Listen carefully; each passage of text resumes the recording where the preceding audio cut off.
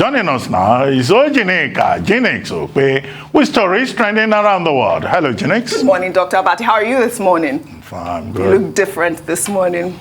Good morning, Tundu. You looked different yesterday. Thank you. And good morning, Dr. Jade, I get it. No problem.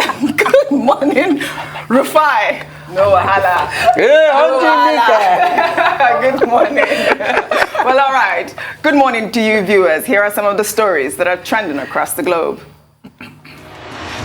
In the United States, President Joe Biden praised New Zealand's Prime Minister Jacinda Ardern on Tuesday for her success in curbing domestic extremism and guns as he tries to persuade a reluctant Congress to tighten gun laws in the aftermath of the recent shootings in several states across the country. I want to work with you on that effort, and I want to talk to you about what those conversations are like, if you're willing. In Canada, Ian Holloway, a dean at the University of Calgary in Alberta on Tuesday, announced that all recent Master of Law students graduating from the institution are Nigerians. The dean took to Twitter to make the announcement, displaying the names of all 9 students and tagged the Nigerian government.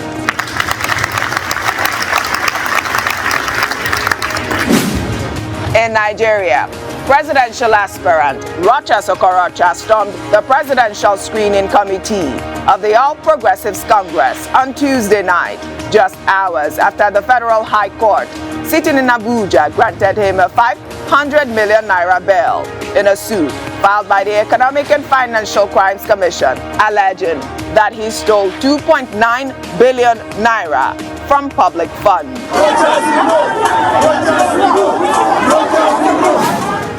Under sports, teenage tennis star Cory Coco Gauff secured her first Grand Slam semi-final on Tuesday after powering past her compatriot Sloane Stephens at the French Open.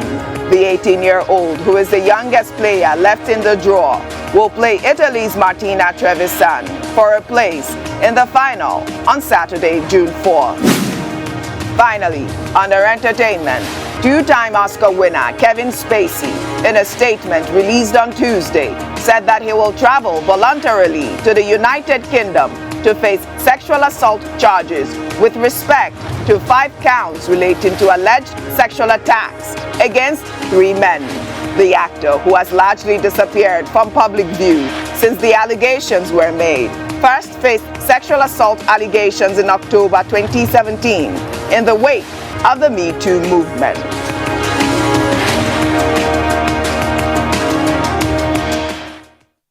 Well, let's begin what's trending. Senior advocate of Nigeria and human rights advocate Femi Falana on Tuesday asked the Central Bank of Nigeria to provide information on measures adopted to halt the growing practice of trading goods and services in foreign currencies in the country. Falana made the demand in a letter dated May 24, 2022. Addressed to the CBN secretary, stating that the naira has continued to fall rapidly against the dollar and now exchanging for over 600 naira in a parallel market. The lawyer went further to accuse the Apex Bank of allowing the dollarization of the Nigerian economy amid the party primaries, while he invoked the Freedom of Information Act. Falana informed the CBN of its obligation to provide him with the requested information within 7 days. Tundu Abiola, I don't know if you recall, Godwin Emefiele had, I believe even last week, raised the alarm that, Nigerians should only spend naira. I think Femi Falana made a valid point, and his request is absolutely valid. If you know about the politicians that have been mopping up the dollars and degrading our naira at this point. We're talking about spending naira. We should be spending naira. Paying school fees in dollars is illegal. Spending the dollars is illegal. At this point, the depreciation of the naira is a big issue. I don't know if you also watched that video of Goodluck Jonathan. Let me just quickly play that video. Last week, former President Goodluck Jonathan urged the National Assembly to make a legislation that would criminalize the inducement of party delegates and the electorate, while stating that laws are designed to solve problems and not to create more problems. Let's take a listen. We have to institutionalize democracy. The quality of delegates And from what we're hearing, money has been shared. Some people have been going back to delegates to ask for refund when they fail election. It's extremely disgraceful. It is only in Nigeria you hear such things. I've been involved in elections across Africa since I left office. There are areas that National Assembly can look at it. We are those that shares and accused of corruption. We should make laws that the corrupt practices in the electoral system, how do we reduce it?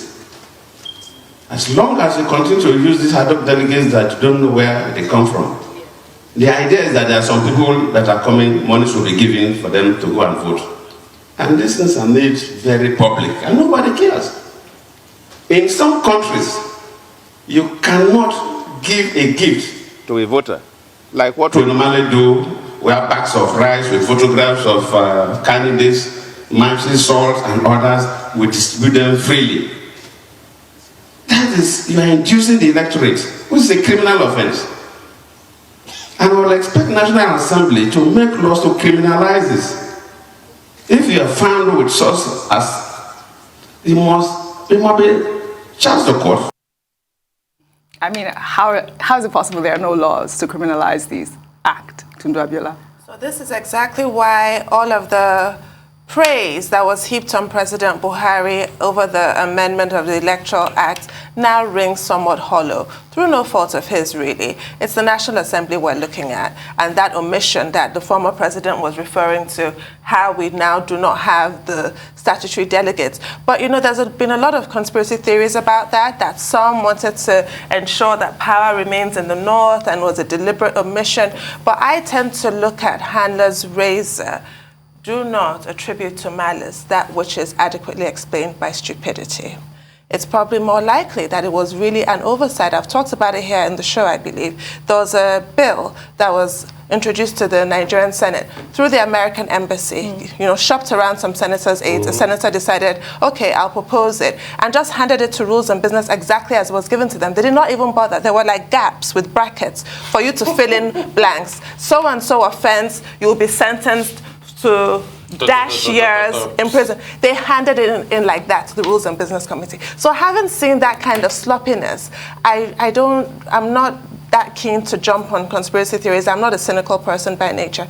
But what President Goodluck said is so relevant and so timely. Yes. When you have this kind of nauseating excess of a dollar reign at party primaries, how then will the candidates say with a straight face that they're going to fight corruption?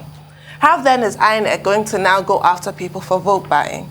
When, you know, how much is it, like 5,000 naira is going to exchange hands on election day compared to thousands of dollars? And that goes back to the dollarization of our economy, which is a disgrace. The legal tender of this country is the naira. And you referred to paying school fees in dollars. No. That was a practice here at some point. There were some whistleblower parents, and those are, in my mind, they're heroes. And because of the outcry, certain schools that I recall had to amend that practice. But people do continue to charge for goods and services in dollars in the Federal Republic of Nigeria. Why do we hate our own country? Why don't we respect our own country? Why in America do you even see them spending the naira? Why is this done? Why is it so? Why is the culture of impunity here like this? Well, two issues before us. First, let me start with the statements made by President Goodluck Jonathan. Yes.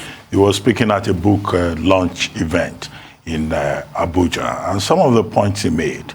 The basic point is that the primaries process going on is a mess. He thinks it's a failure.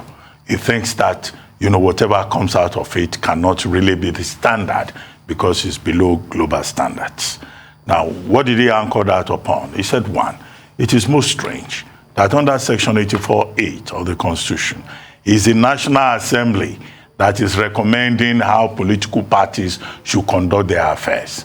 And he thinks that that is wrong. That in some other countries, other jurisdictions, political parties conduct their affairs. They determine who represents them. They do not rely, as indicated in Section 84(8), on indirect delegates who are not members of the party, who are not stakeholders, who are not representative, who are just at best minorities, and for whom the interest is what they can get, so they can be bought. And he used examples from his own constituency in Bayelsa State, and specifically Ogbe local government, to say that, look at it. 3 persons at the local government level will represent the interests of the entire community. At the national level, only 1 delegate from the community, a delegate that may not even know what politics is all about. And then he went ahead to recommend that Section 84(8) should be expunged. Well, I don't know whether expunge, with due respect, would be the right phrase. Maybe perhaps what he has in mind is that that Section 84(8) will still have to be further amended. And he addressed the effort by the National Assembly members to amend that section of the Electoral Act as it is. And he said, look, what kind of nonsense is going on? I was shocked when he used the word nonsense. That these National Assembly members, from the Speaker to Chairman of the National Assembly, they have legislative aids. How can they come around and say, oh, it was an oversight? He said these legislative aids, they are paid to do a job. The Speaker of the House of Reps, according to him, has up to 5 legislative aids. Yeah. So didn't they look at the law? How would they just turn around and say, oh, there was an oversight, there was an omission? And he made the point that there are too many indolent people occupying positions in Nigeria. And I agree with him fully on that score. If you are given a job, please try and put in the work. That was his point. Third, he made a point that no president can just be pushed and say, oh, we have now woken up, we have amended it, sign this particular piece of legislation. And that is not fair to the president of Nigeria to try to push him to put his signature to Section 84(8) as re-amended.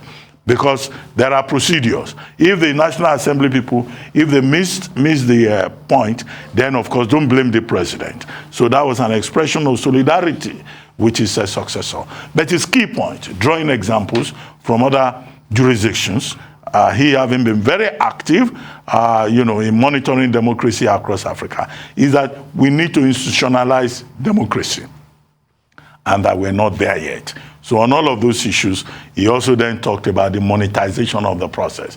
Now, if you monetize the process, all these indirect delegates who are just looking for money, then you have already compromised the process. Absolutely. Okay, so those were his points. And except he's saying Section 84(8) should just be totally expunged. No, it can be amended because a law involves.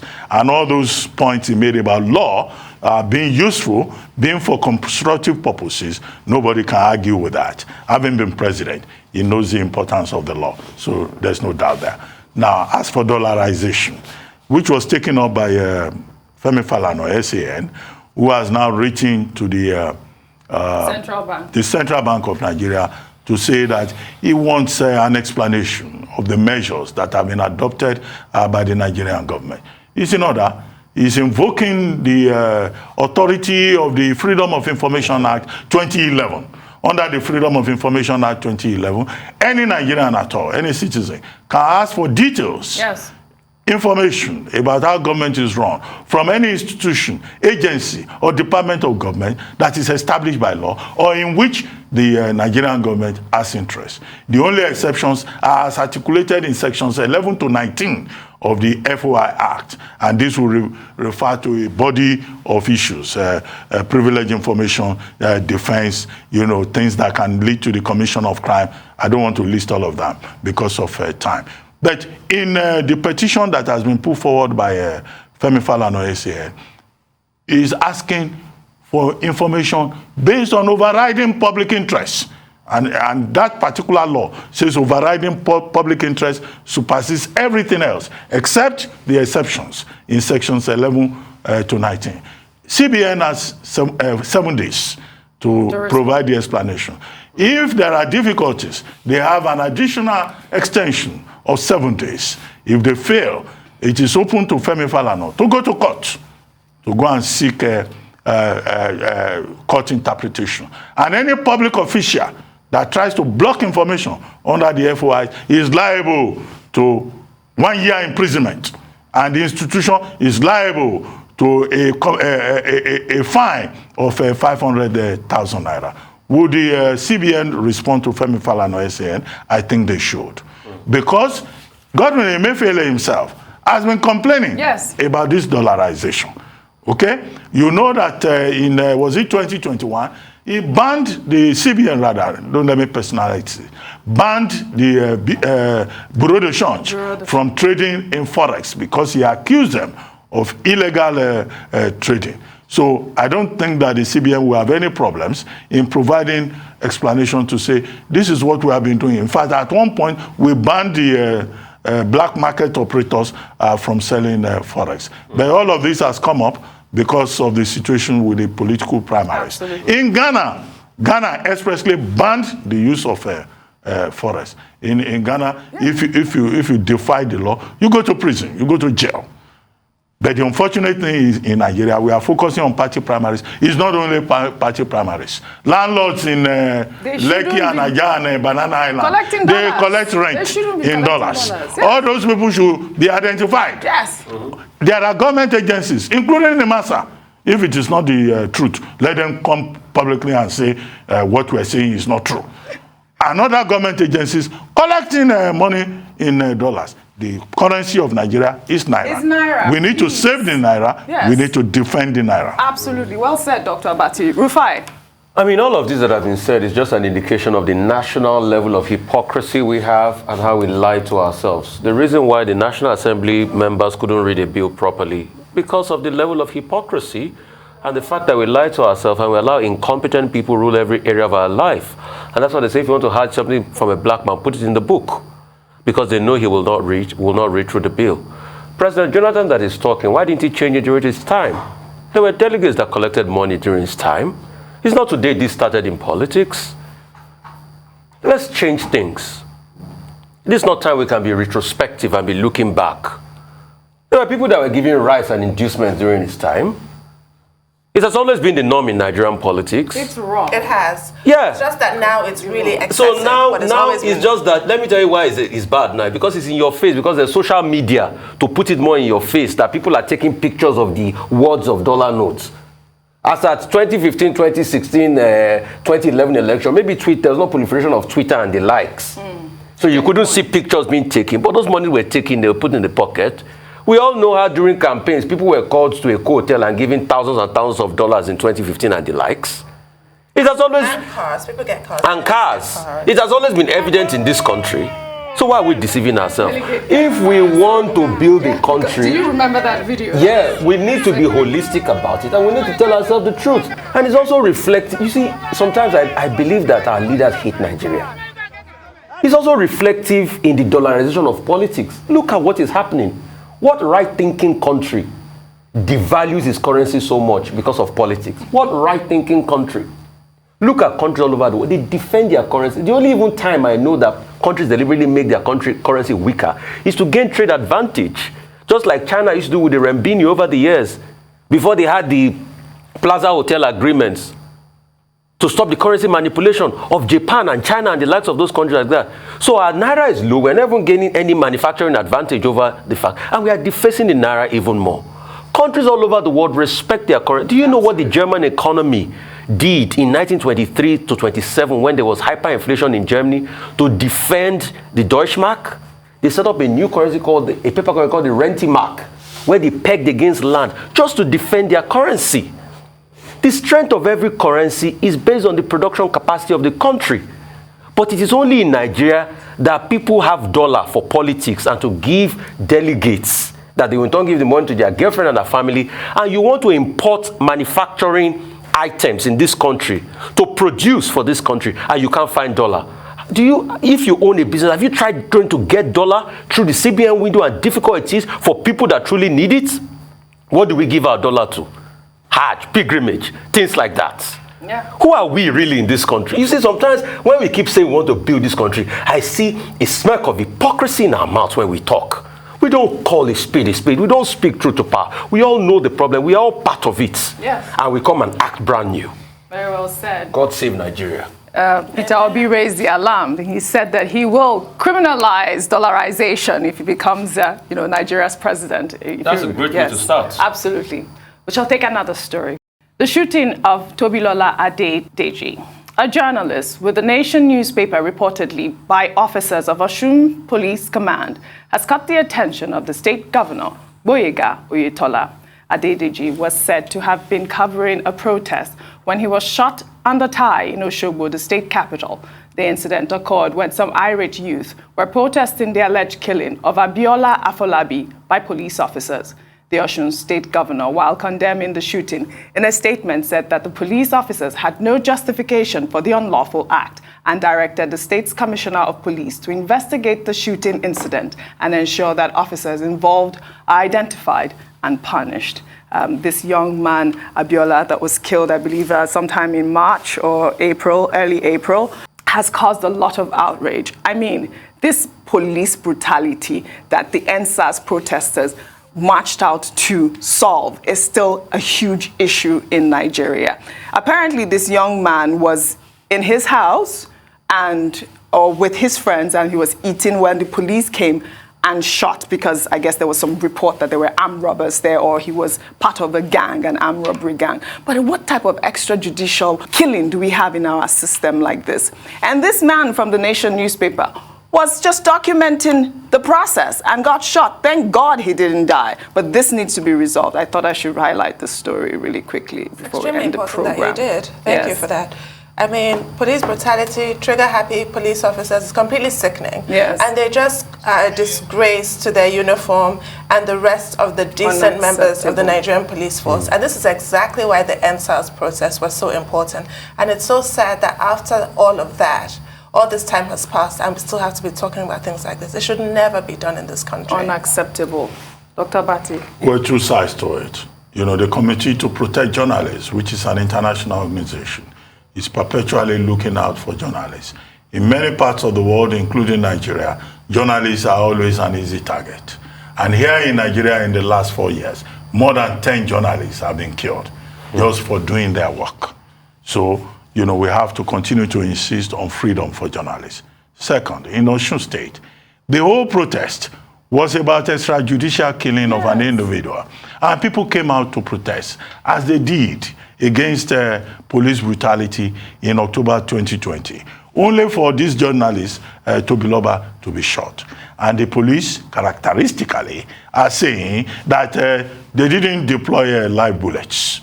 The same story, strange story they told us at the Lekki massacre.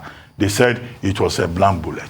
Now, we demand an investigation. Absolutely. Not just by the Osun Police Command, but also by the Inspector General of Police. Why is it that it's only in Nigeria that blank bullets suddenly become lethal when they are fired?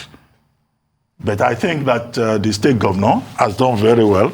The state government issued a very robust statement saying that this is unacceptable, this is condemnable, and that they want the police to look at the matter.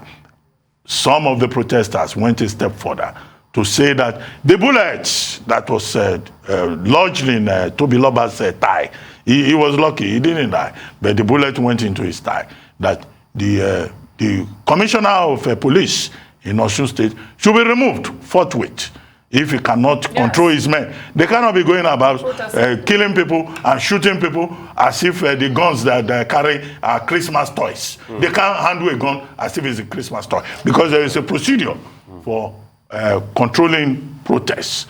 Absolutely. See, Toby should go to court. Victims of gunshot should go to court. Do you know why? Because apart from being shot, even if they remove the bullet, do you know that the bullet poisons the blood and it leads to cancer in the future? And we've had cases of people that after they got shot, one too many times, they have cancer. Nobody accounts for that. So that's why they should go to court. Absolutely. Well, thank you all. I'll see you guys soon, I guess.